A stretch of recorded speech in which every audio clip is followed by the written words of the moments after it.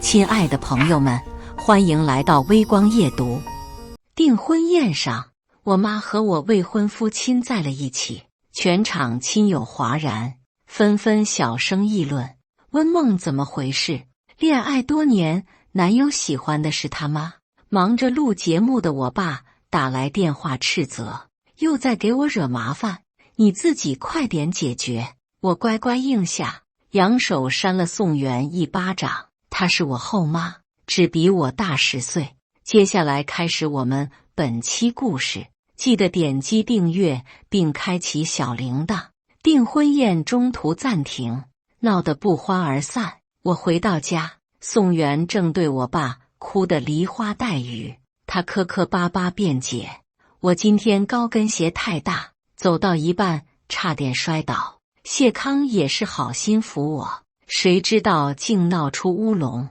他刻意将红肿的半张脸朝向我爸，脸上积攒的泪越来越多。温梦可能没看见，但我第一次被这么打，还是自己女儿动的手。我没说话，面无表情，拿起宋元手边橙汁，倒在我白色婚纱上。后妈目瞪口呆看向我，这婚纱是我联系香奶奶品牌设计师为你私人定制的，你就这么毁了？宋元开始啜泣叹息，果然，你没把我当成亲妈。我冷笑着反击，你也没把我当成亲女儿啊。我期待了1年的订婚宴，被你一场闹剧毁掉。我盯着宋元欲要再次流泪的眼，先一步红了眼圈。我和谢康恋爱3年，没吵过一次，本以为能幸福一辈子，结果这么漂亮的婚纱，我再也没机会穿了。够了！我爸沉下脸看向宋元，大好日子全被你哭没了。宋元被吓到噤声，我低头时嘴角不自觉挂上笑。手机铃声响起，是谢康对我解释，他身上香水味太香了，才让我短暂迷糊了一下。他只是犯了一个全天下男人都会犯的错误。我正要烦躁关机，眼角因为瞥到微博热搜开始不停乱跳。歌王温伯良女儿竟让人戴绿帽，温伯良女儿黑脸走出订婚宴，疑似被抛弃。没隔几秒，我爸电话不停乱响，他皱着眉头去后院接电话，板着脸回来，我眼圈还红着。我爸只淡淡说：快回房间换衣服。我猜他又在后悔收养我。10岁那年，我成了温伯良养女。温伯良在医院检查出生育能力有缺陷，又不肯让外界知道，所以才想出收留一个孩子，对外界宣扬是癌症死去的前妻留下的宝贝。本来温伯良的确把我当宝贝宠，吃穿都给我用最好的，全身衣服价格至少5位数，还特地多请了个保姆照顾我的1日3餐。一切问题都发生在他娶宋元之后。开始，宋元还只是在我爸耳边小声念叨，小孩不要买那么贵的东西，容易宠坏。后来我经过他们卧室，总能听到宋元小声嘀咕，温梦这种从小没爸没妈的，每天丢个剩饭他都能感激涕零。你为他付出这么多，真不怕养出一个白眼狼？好在别墅够大，除了吃饭时间，我和宋元基本撞不到。有天我爸出差，宋元突然为我端来一碗热汤，我看到他欲要倾斜的手和盯着我腿时骤然阴暗的眼，我倏地朝后躲，汤全洒在了宋元自己身上。宋元发出凄厉惨叫，自作自受腿上烫出大疤。但我爸从此对我态度也变得冷淡，因为宋元哭着指控是我泼的他，我竭力辩驳，却反手被我爸推倒，骂我白眼狼。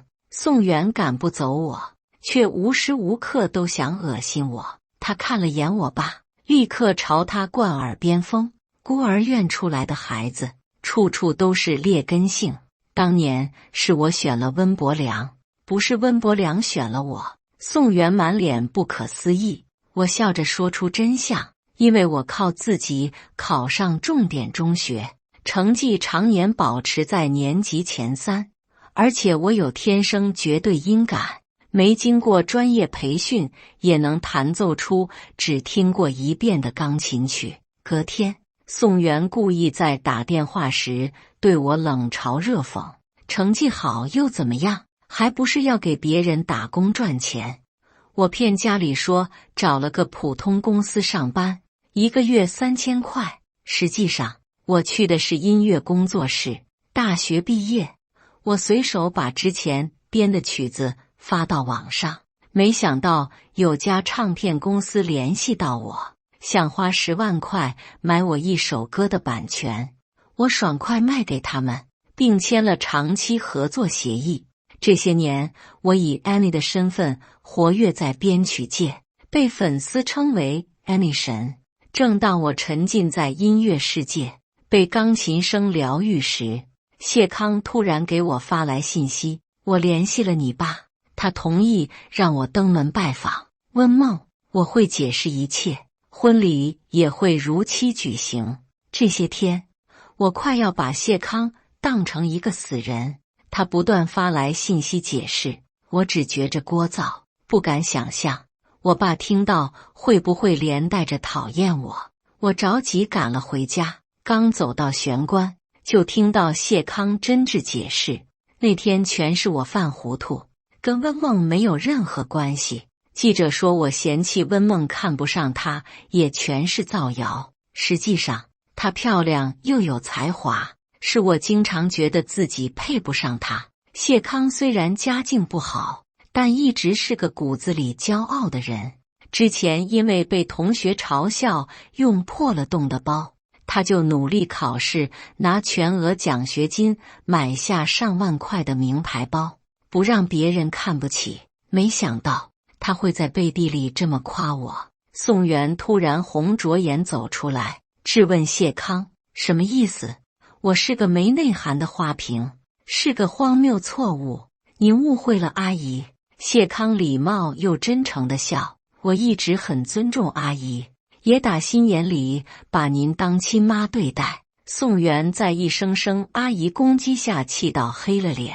我突然想到第一次见到谢康的时候，宋元借口家里要开派对，把我赶去学校。坐公车回到学校，我发现包上划了个洞，手机、钱包、学生卡全都不翼而飞。我被保安拦在学校门口，只记得家里电话，却知道打回去也没用。那一刻，我像是被全世界抛弃，我绷不住想哭出来的时候，谢康突然出现，他把我带进学校，还把饭卡递给我，让我随便刷。想到这些，我嘴角情不自禁挂上微笑，像是察觉到什么。谢康突然转头看向我这边，我下意识想躲，他却突然快步走来，抓紧我的手。能不分手吗？我想跟你结婚，也只想让你当我老婆。刚才还在从容应对家长的男人，这一刻骤然红了眼，像是慌乱的孩子。我想到钱包里还留着他上交的银行卡，突然有些心软。宋元在背后阴阳怪气，订婚宴闹出这么大笑话，还要继续结婚，亲戚朋友会怎么贬低你？我笑着问谢康：你介意你那边亲戚朋友看清我吗？当然不介意。谢康握紧我的手，信誓旦旦承诺，我会帮你扛起一切。我和谢康继续开始筹备1个月后的婚礼。谢康很细心，连贺卡颜色字样都会亲自设计。他眼睛发亮地对我说，想看我穿其他样式的婚纱。我知道他试图弥补订婚宴婚纱脏掉的遗憾，但在试婚纱当天，谢康突然说要加班，我一个人忙活大半天，选中一件鱼尾样式的碎钻婚纱裙。我满心欢喜地发给谢康，期待他夸我漂亮。等到半夜，还是没有回复。隔天一早，我给谢康打去电话，他嗓音透出明显疲惫。不好意思，最近都要忙加班，没看到你信息。我藏起遗憾，温柔鼓励他，并为他做了牛肉饭带去公司。他同事却告诉我，谢康请假了。我心中一梗，沉下脸问，昨天他不是在忙着加班？加什么班？他昨天根本不在。晚上谢康带着我爱吃的巧克力找到我，贴上来想抱我。我冷漠推开他，因为我在他身上闻到了女士香水味。我不用香水，连沐浴露都是无香型。爱用香水的，我倒是认识一个。我再次一针一针仔细回想订婚宴上谢康和我后妈亲在一起的画面，两人都说是意外，但谢康没有立刻推开他，而是环住了他的腰，熟忍道，像是亲过不止一次。这两人难道真有一腿？我整夜没睡，不断想着谢康和宋元亲吻的样子。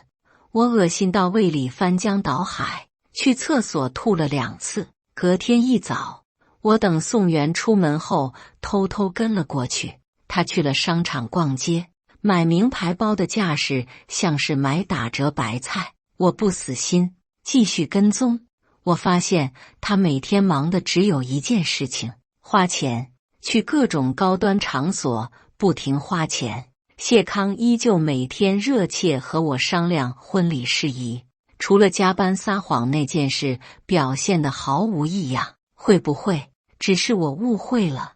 我看了眼一连几天没行程在家休息的我爸，突然陷入沉思。我休息数天，等我爸去外省开演唱会时才继续跟踪宋元。第1天他去了内衣店，第2天他去了一家快捷酒店。不一会儿，我看到了一个熟悉身影，是谢康。他戴着帽子口罩，环顾四周后走进了同一家酒店。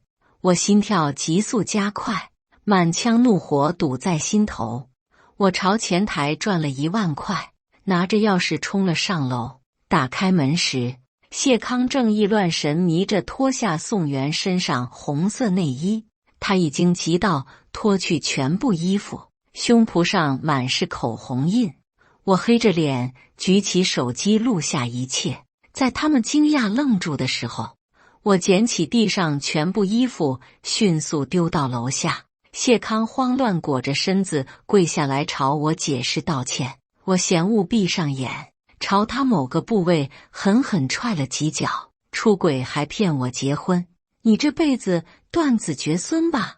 趁谢康捂住下身，疼到浑身冷汗不能动弹时，我一手抓住裹着床单想跑的宋元，我拽着他头发，狠狠朝墙上砸。我以为你只是看我不顺眼才针对我，没想到你恨我入骨。砸到宋元满头是血，我又抓起剪刀去剪掉他精心护理的长发。宋元气到发抖，却没力气打得过我，只能凉薄讽刺，自己看不住男人，就要把气撒到女人头上吗？我反胃难受到忍了半天，这一刻忍不住全吐在了两人身上。我看向一脸嫌恶的两人，鄙夷吐槽，你们在我眼里比这堆东西都恶心。出门前，我撞到了一个男生，是个不认识的年轻帅哥，不知道在门口听多久，又看到了什么。我正要道歉，那人盯了我一会儿，惊讶问：“安利，我从没露过脸，怎么有人会认出我？”我脑子很乱，没办法想这些，只能乱糟糟答一句：“我不是。”匆忙走掉。回到家，我没有把视频直接发给我爸，我想等他回到家当面给他看。为了保险起见，我往笔记本里传了一个备份。宋元一连数天没回家，我也不着急，离婚签字的时候他总要回来。周末我看到了娱乐号发出我爸下飞机的照片，我盯着时钟，1分1秒倒计时。我爸开门的刹那，我替他放好行李箱，把他拽到沙发上，他疑惑看向我，我板正脸，将手机递给他。你老婆和我未婚夫搞在了一起，被我拍到在床上的视频。我爸顷刻间变得严肃，手指发颤地接过手机。没一会儿，他把我手机摔到粉碎。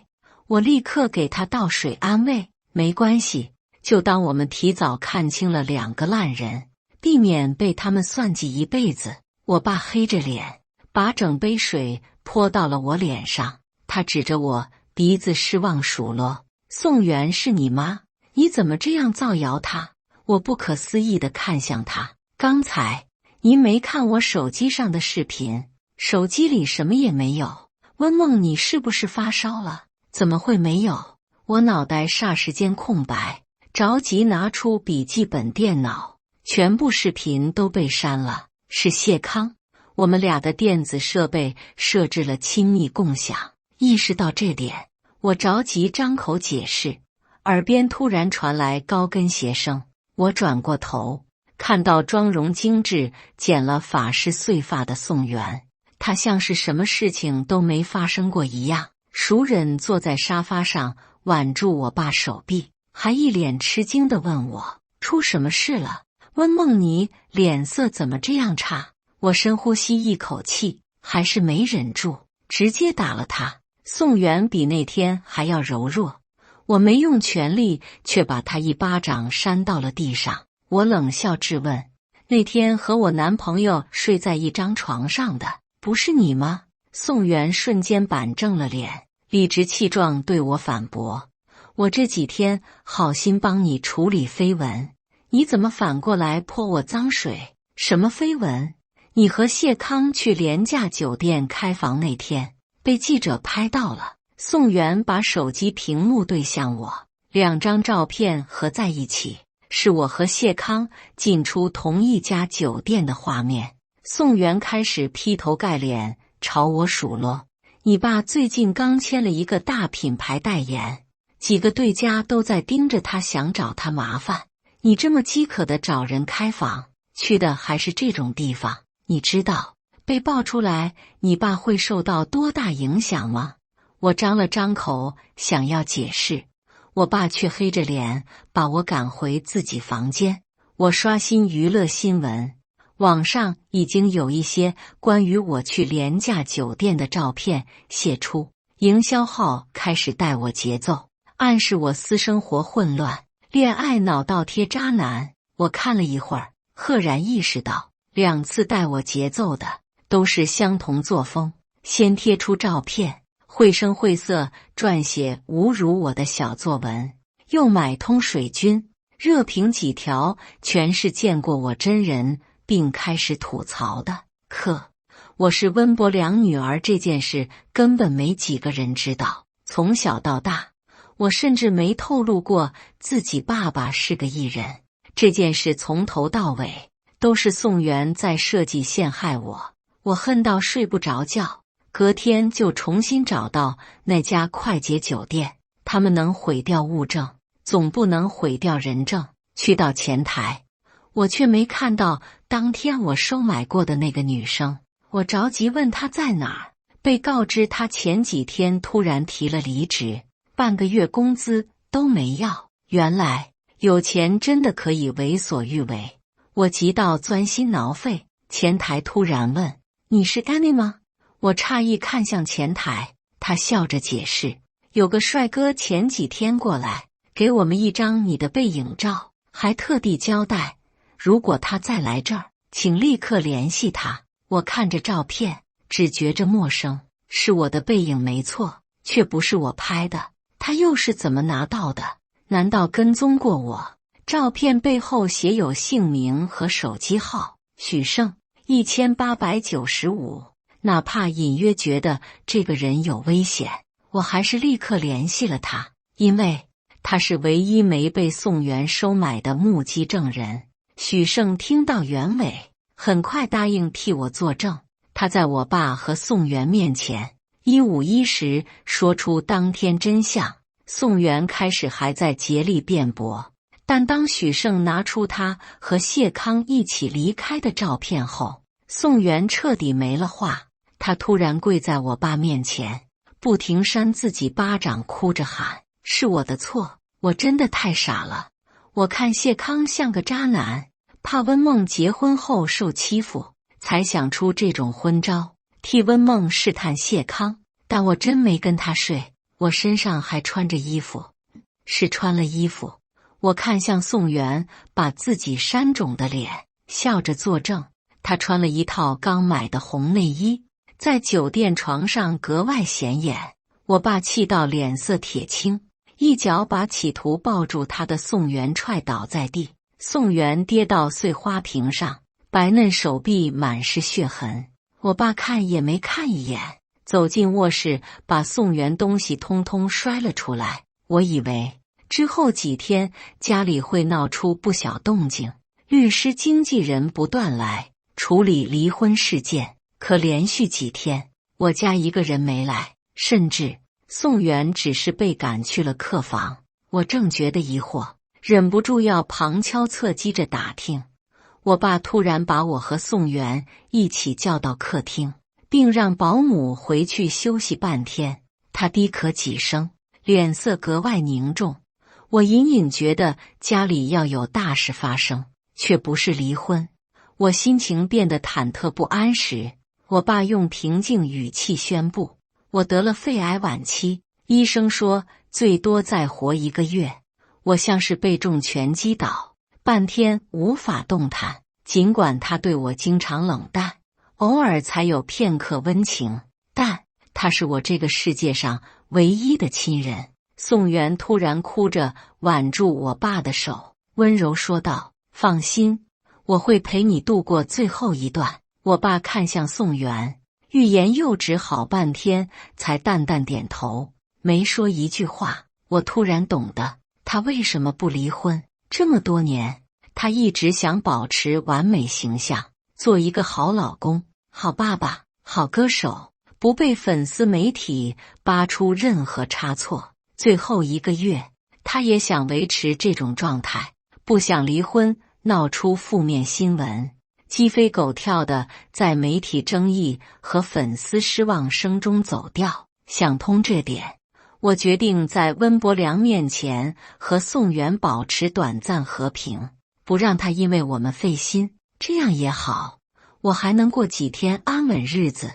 我正这么默默安慰着自己，谢康突然找上了我，他扑通一声跪在我面前，红着眼倾诉：“温梦，我真的只是短暂糊涂，我心里最爱的一直都是你，不然也不会把工资卡交给你保管。”我把工资卡拿出来，甩在他脚边吐槽：“明明是我更爱你吧，你每月工资还不够我赚的零头。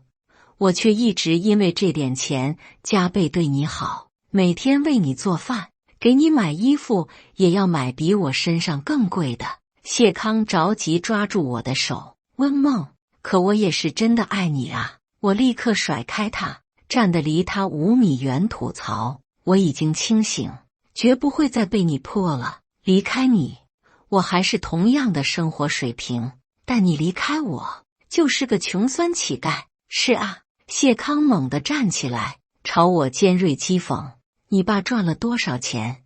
他死后你能分到不少遗产吧？”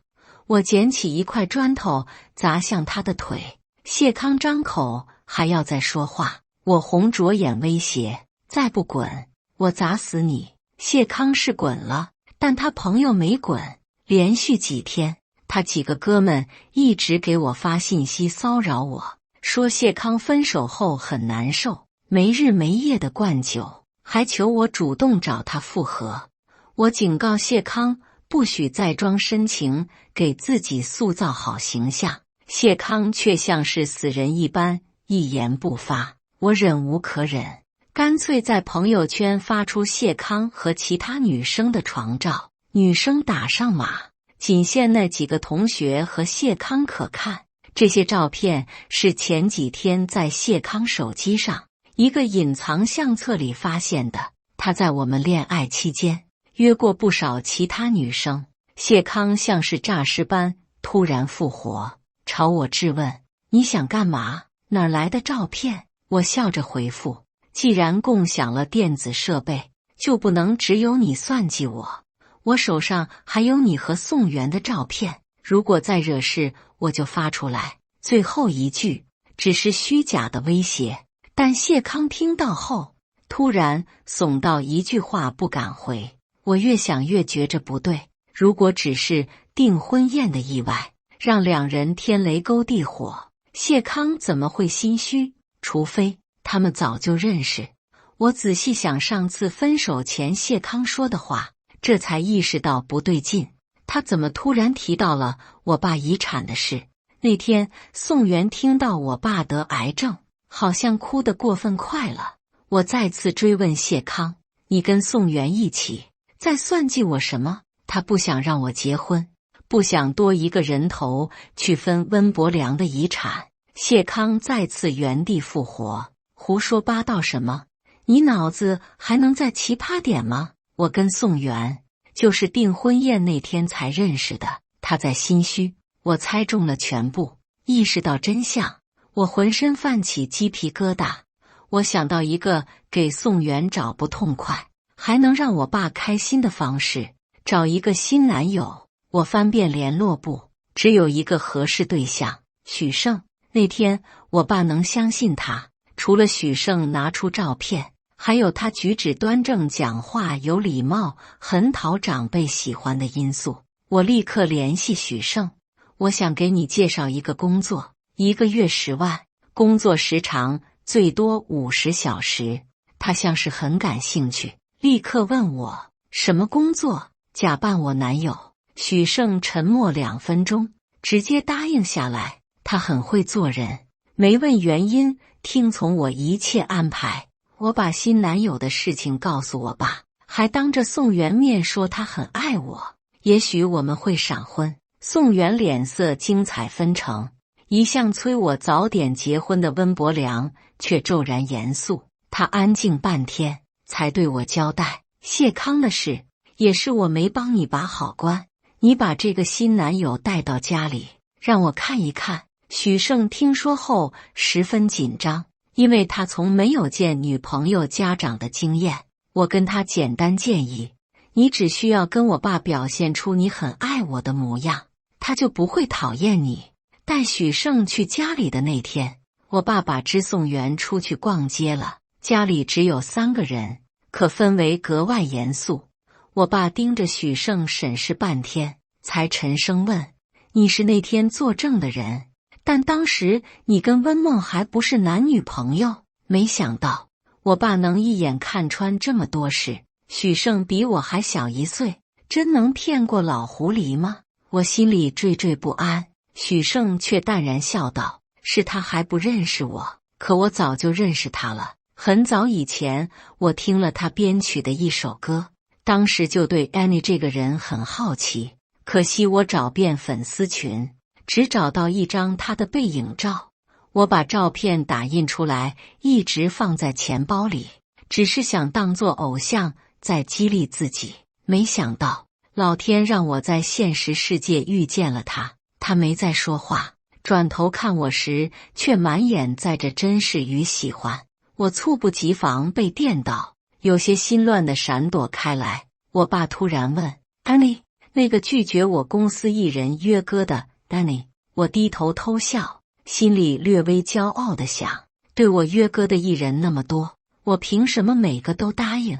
却听我爸严肃反驳：他怎么会是 Annie？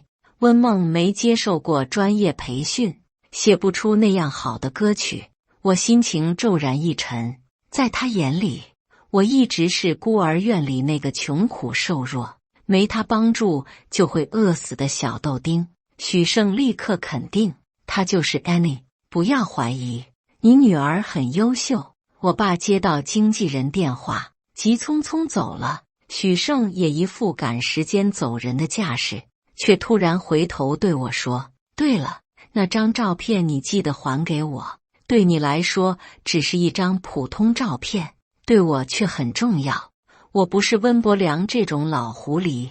面对许胜撩拨，我很容易就红了脸，我却藏住心动，对许胜严肃警告：你的工作只是骗我爸，不是骗我。如果我说的没有一句是假话呢？他的眼睛仿佛会说话，一字一句真挚表达着我是真的喜欢你。我笑着问他，那你能把手机给我看吗？之前谢康一直防着我看他手机，我以为他想要隐私，哪里知道他是想着其他女人。男人的秘密大多藏在手机里，料想许胜跟我没认识几天，更不会给我看。我转头要走，许胜突然将手机交到我手上，还直接把密码告诉了我。解开密码锁的瞬间，我突地再次心动，但没过一会儿，我就有些笑不出来。许胜大概没预料到，我找到了他手机里的隐藏文件夹，里面有宋元的手机号和照片，又是宋元，是宋元故意接近了我身边所有男人，还是他对全部男人都有吸引力？我没心思去想因果，直接把手机还给许胜。我没说任何话，这是默认的拒绝。许胜仿佛不懂，之后几天时不时给我发信息，我总是借口在忙，隔了数小时回复几个字。许胜忍不住跟我摊牌，如果你觉得我哪里不够好，说出来我可以改，请不要一开始就拒我于千里之外。既然他摊牌，我也索性不装，直接讽刺我讨厌宋元，哪怕跟他只是一点点暧昧，我都不会想和这个人接触。许胜半天没应声，正当我以为他是和谢康一样类型的缩头乌龟时，他突然给我发来几张截屏，是宋元和他的聊天记录。原来是宋元主动加的许胜，给他发了手机号和照片。宋元还朝许胜不断抱怨自己老公每天忙到不回家，他大好年纪每天独守空床有多么孤独。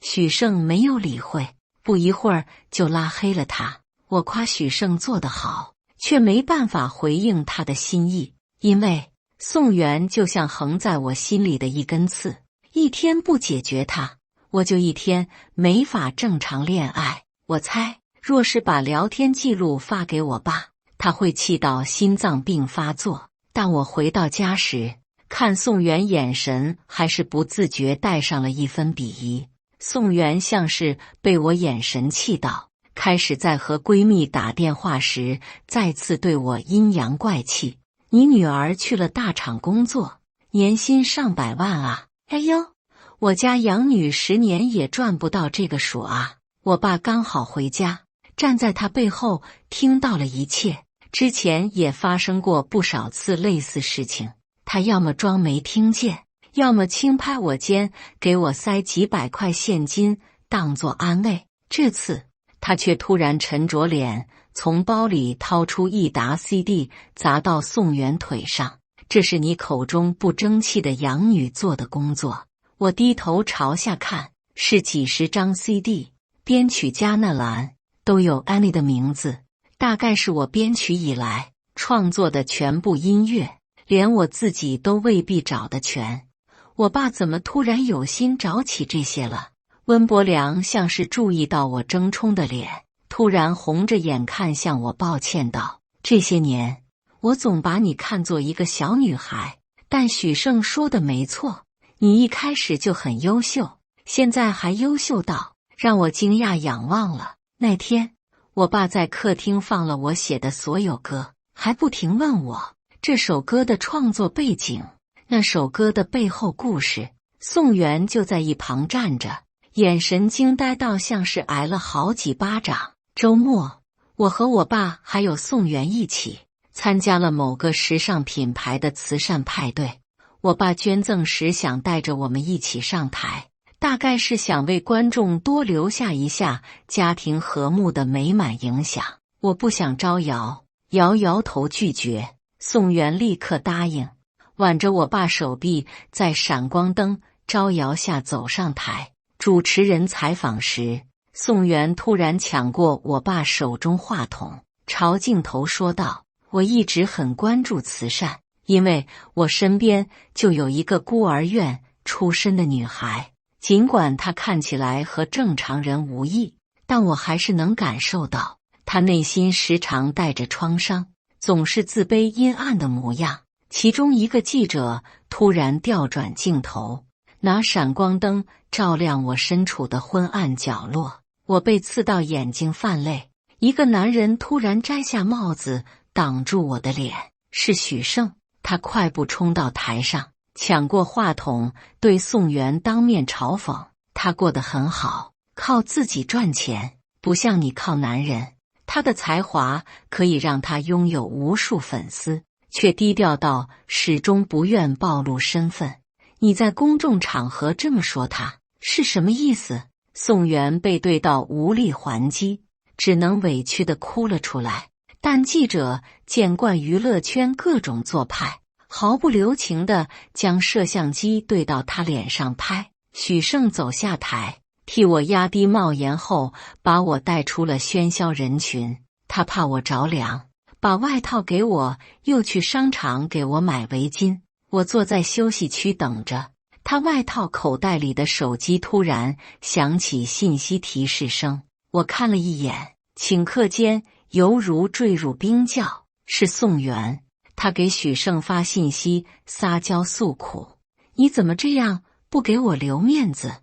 我诧异皱起眉头，直接疑惑问他：我是温梦？他不是。宋元心中了然，立刻得意回复：他是删了我大号，但他还加了我的小号啊。我才发现这也是许胜小号。感情他比谢康还要会藏。许胜回来时像是献宝一样，笑着为我戴上围巾。我冷着脸转过头，他停下动作，紧张问我怎么了。我看向他的眼，再次陷入疑惑。明明他看我的眼神满载着爱，是哪怕演技再好都不能做到的真诚。这到底是怎么回事？我忍不住把许胜手机拿出来，当面问他：你怎么还和宋元有联系？不是你想的那样。他像是怕我误会，着急想要解释，但迟了半天，他才磕磕巴巴道：有些事情现在不能说，但我晚点会告诉你全部真相。我等了好几天，许胜都没有联系我。再次接到他电话，是医院打来的，护士语气十分着急。他被人揍到重度昏迷，又被丢到废弃工厂，若不是清洁工发现，他很可能丧命。我着急赶到医院，心慌到整个人不停发抖。许胜浑身裹满纱布，居然还在对我笑。我忍不住想斥责，他先一步开口：别凶。我找到了宋元和谢康已经在一起5年的证据，他们5年前买了个房子，有时间就会一起住。谢康接近你，是听了宋元的话，让你对男人彻底失望，这辈子不肯结婚。他发现后找人揍了我，我却已经拍到了不少他们在一起的照片，还录到了保安邻居的指控。